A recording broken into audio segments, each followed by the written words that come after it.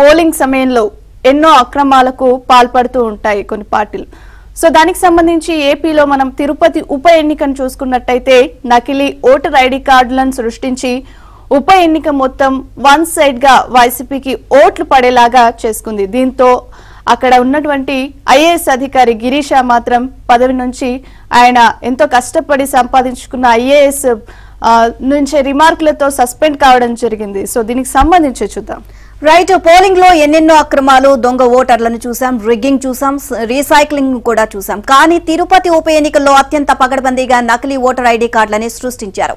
ఇది దేశ ఎన్నికల చరిత్రలోనే కనీవిని ఎరుగని అక్రమం. అందులోనూ ఎలక్టోరల్ రిటర్నింగ్ అధికారి సీట్లోనే అక్రమంగా సొంత మనిషిని కూర్చోబెట్టారు.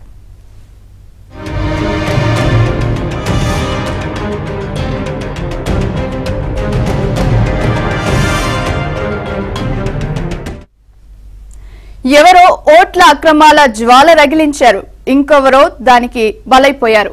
ఆ జ్వాల రగిలించింది వైసీపీ నేతలు, వారి తరపున చంద్రమౌళీశ్వరారెడ్డి అనే అధికారి.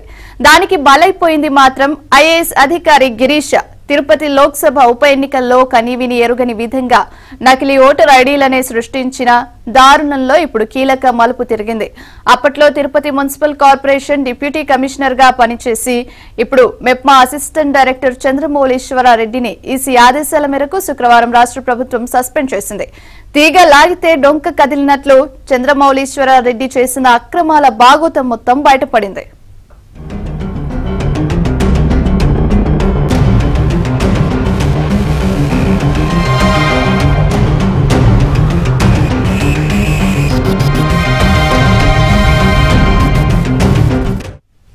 సంబంధించిన ఉప ఎన్నికలు జరిగిన నేపథ్యంలో ఎన్నికల ప్రచారానికి తాను రాకుండా తిరుపతి పార్లమెంటు గెలవాలనేటువంటి నిర్ణయం జగన్ తీసుకోవడంతో ఈ మొత్తం వ్యవహారం అంతా కూడా జరిగింది.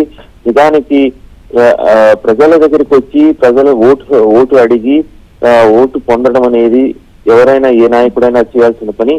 అయితే తిరుపతి పార్లమెంటు ఉప ఎన్నికలకి జగన్ ఒక్కసారి రాలేదు. కనీసం మీడియా ద్వారా కావచ్చు, లేదంటే దేని ద్వారా కూడా ఆయన ఓటు అడిగిన పరిస్థితి లేదు. తాను రాను, అయితే గెలుచుకుని రండి అని చెప్పినటువంటి పరిస్థితి నేపథ్యంలో ఈ మొత్తం వ్యవహారం దొంగ ఓట్లతో గెలవడం, ప్రజల్ని ఓట్లేనియకుండా కేవలం దొంగ ఓట్లతో గెలవాలనేటువంటి వ్యూహ రచన చేయడంతో మొత్తం అధికారులు ఏదైతే రాజకీయ వ్యూహ రచనకి సహకరించినటువంటి అధికారులు ఇప్పుడు బలయ్యే పరిస్థితి ఉంది. జగన్ రాకుండా గెలవడం అనేటప్పుడు టోటల్ గా ఇక్కడ కొంతమంది ప్రజలు ఓటు వేసే పరిస్థితి ఉండదనేటువంటి ఒక ఆలోచనకు వచ్చేసారు. దీంతో ఎలాగైనా సరే దొంగ ఓట్లు వేసుకోవాలనుకున్నారు. దొంగ ఓట్లు వేయాలంటే ఆ యొక్క గుర్తింపు కార్డులు ఉండాలా, ఆ గుర్తింపు కార్డుని డౌన్లోడ్ చేయడం అనేటువంటి ప్రక్రియకి ఆలోచన చేసింది ఎవరనేది ఇప్పుడు ముఖ్యంగా చర్చకు వస్తా ఉంది. ఇవన్నీ వైసీపీ నేతలు చేసినటువంటి దీనికి అధికారులు బలవుతున్నారు. ముఖ్యంగా దొంగ ఓటర్లని వివిధ ప్రాంతాల నుంచి తిరుపతికి తీసుకొచ్చి ఓట్లు వేసేటప్పుడు వాళ్ళందరి చేతిలో కూడా ఈ ఎపిక్ కార్డులు ఉన్నాయి. వాటిని ఫోర్జరీ చేయటం, ఒక్క ఫోర్జరీ కాదు 35,000 ఫోర్జరీలు జరిగిందంటే మొత్తం ఎంతమంది పనిచేసి ఉండాలో దీన్ని బట్టి అర్థం చేసుకోవచ్చు. నేరానికి చేయడమే కాదు, నేరానికి ఆలోచన చేసే వాళ్ళు కావచ్చు, దానికి సహకరించిన వాళ్ళందరూ కూడా దీన్ని ఖచ్చితంగా బాధ్యులు కావాల్సిన అవసరం ఉంది. ఈ నేపథ్యంలో తిరుపతి ఉప ఎన్నికల్ని కావచ్చు, ప్రతి ఎన్నికల్లో కూడా ఇదే తరహాలోనే దొంగ ఓట్లతో నడిపించవచ్చు అనేటువంటి ఆలోచనతో వెళ్ళినట్టు నేపథ్యంలో ఆ దొంగ ఓట్ల కార్డులు అంటే అప్పుడు స్వయంగా విపక్ష నేతలు బూతుల దగ్గర దొంగ ఓటర్లను పట్టించినా, బస్సుల్లో వచ్చిన వాళ్ళని పట్టించినా పోలీసులు వదిలేసిన పరిస్థితి. ఎన్నికల అధికారులు ఆయా బూతుల్లో ఉండేటువంటి ఎన్నికల అధికారులు ఫిర్యాదు చేస్తే తప్ప తాము ఏమి చేయలేమని చెప్పినారు. ఈ నేపథ్యంలో ఎంత దొంగైనా కూడా ఎక్కడో చోట ఒక ఎవిడెన్స్ దొరుకుతుందన్న విధంగా ఈ ఎపిక్ కార్డులు డౌన్లోడ్ విషయాన్ని చాలా ఎన్నికల కమిషన్ చాలా టెక్నికల్ గా దీన్ని కూపి లాగింది. దీంతో మొత్తం డొంకంతా కదులుతా ఉంది. ఈ మొత్తం వ్యవహారంలో ప్రజాస్వామ్యం అపహాస్య పాలవడమే కాదు, అతిపెద్ద నేరం కూడా చోటు చేసుకునింది. ఫోర్జరీ 35,000 కార్డులు ఫోర్జరీ అంటే ఒట్టి డౌన్లోడ్ చేయడమే కాదు, దాన్ని మళ్ళీ ఇతరుల ఫోటోలు వాడారు, ఇతరుల పేర్లు వాడారు. అయితే ఆ నెంబర్ మాత్రం అదే వాడుకున్నారు.